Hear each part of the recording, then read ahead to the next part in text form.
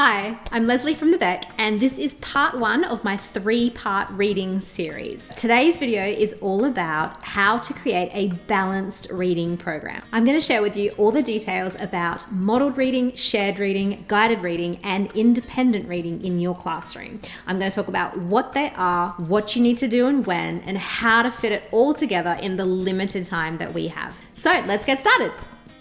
You should be looking at doing roughly 50 minutes per day of reading. But remember, this doesn't have to be dedicated reading lessons. You can fit this into any other curriculum area other than just English.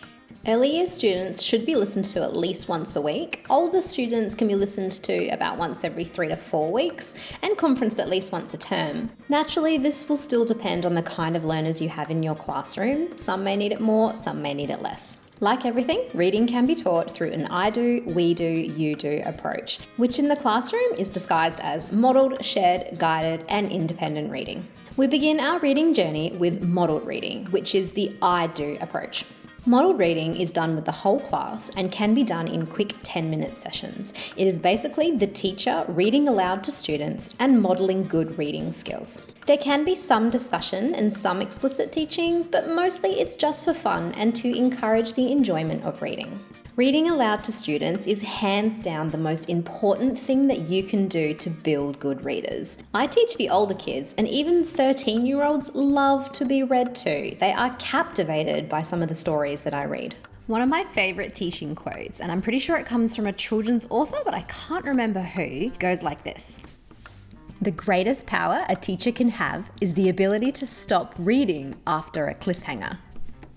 Kids love to be read to. Next is shared reading, or the first of the we do approaches. So shared reading can be done as a whole class or in small groups, and it can be done in 10 to 30-minute sessions or thereabouts. This is where you do your explicit teaching of decoding and comprehension strategies. Younger students need to be doing this every day. Older students can do it once or twice a week. Shared reading should always start with a text introduction or a book walkthrough. And here's where you can do all your pre-reading bits like predicting, wondering what the book is going to be about, identifying what it is, how it's structured, why we're reading it, etc.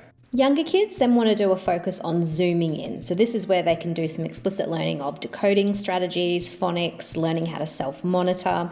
Older kids want to focus more on zooming out. This is your more inferential stuff, like summarizing, responding, and coming up with their own ideas and opinions about it. Here are some helpful tips for shared reading. Students should all have a copy of the text, whether it be in their laps or displayed up on your board. Students should have books or whiteboards to be able to write notes in to support their thinking. Try out some props. My favourite is to hold up a speech bubble above my head to show that I'm thinking something. Bring lots of the other curriculum into your shared reading. It doesn't have to be specific English lessons. And try reading with some puppets and correcting or complimenting your puppets on the great work that they've done. Guided reading is the next we do step and is such a huge field that my second video in the reading series is purely on guided reading. But here are some ideas just to get you started. Guided reading should be done with a small group, no more than 6 students, and can be done with 5 to 10 minutes for little ones and for 20 to 25 minutes for older ones. Here, the teacher is supporting students to practice new comprehension and decoding skills that you've already taught them. Guided reading itself has very minimal teaching. Try to get it done with your students about 2 to 3 times a week. There are 4 steps to the structure of guided reading. Again, you're going to start with your text introduction or a book walkthrough to get kids familiar with the book and thinking about what they're going to learn and what it's going to be about. Next, talk to your students about the lesson focus. What did we learn in shared reading that we're going to be practicing? Perhaps it was a new phonics sound, maybe it was a new comprehension strategy. Then the students are going to start to read. They're not reading out loud one at a time, they're all reading independently at the same time. One by one, tap each one of them and get them to read out loud to you so you can see how they're going. And lastly, after reading, discuss and reflect on the learning intention that you were practicing during the lesson. Above all, remember, guided reading is for practicing things that you have already taught them. Don't stress yourself by trying to teach new things. 6 in a group is plenty, and make sure you mix up your student reading levels when you put them together. Teach your class that this is a learning time where you are not to be interrupted. A teaching colleague of mine uses a red sequined hat and puts it on when she doesn't want to be interrupted. It works a treat. If you can, try to be familiar with the text before reading, and if you can, use a text that's relevant to a current topic you're doing at the moment, maybe in science or HASS. Students are reading independently to themselves. They're not taking it in turns reading in a group. Also, give students a little mini whiteboard or some paper to write on. Often they have a lot to say, but by the time it's their turn, they've forgotten what it was. You can also give them some sticky notes to mark places they had trouble, or maybe some places where they used a reading goal. When you're ready for discussion, use some sentence prompts to get the kids thinking and help them initiate their conversation. Have an assessment template ready to go that you can add notes to for each student. And lastly, don't stress about finishing the text because often you won't, and that's okay. Independent reading is the you do stage. It's kids reading by themselves for between 5 to up to 20 or 25 minutes, depending on the capability of your learners. During independent reading, you, the teacher, can do a tap and talk, maybe run a guided reading group, or grab some individual students to do some reading conferences. Younger students should be doing this every day. Older students should be aiming for at least 2 to 3 times a week, and encourage them to do it as much as possible as they can at home. It's super important to create a positive reading culture in your classroom. You can do this by building up a reading stamina from day one, having really inviting and interesting books for students to read in the classroom, create really comfortable and relaxing reading environments, and create some interesting reading challenges that invites your kids to read text genres other than just novels.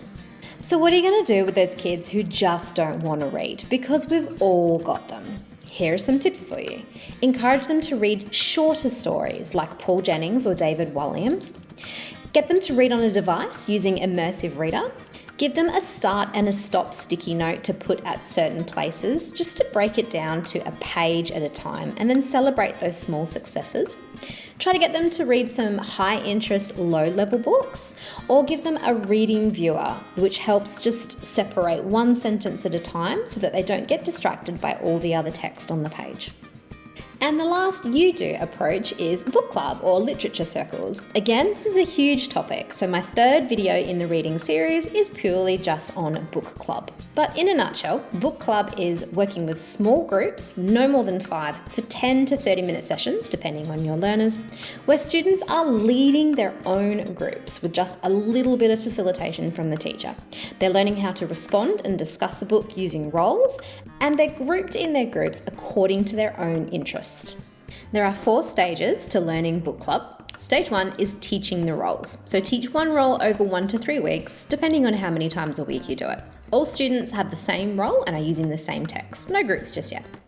Stage 2 is practicing the roles. So do 10 to 15 minute sessions. Start with poems, small passages of text. All groups are using the same text and practicing 2 to 3 roles. Find students to model that you can see doing well.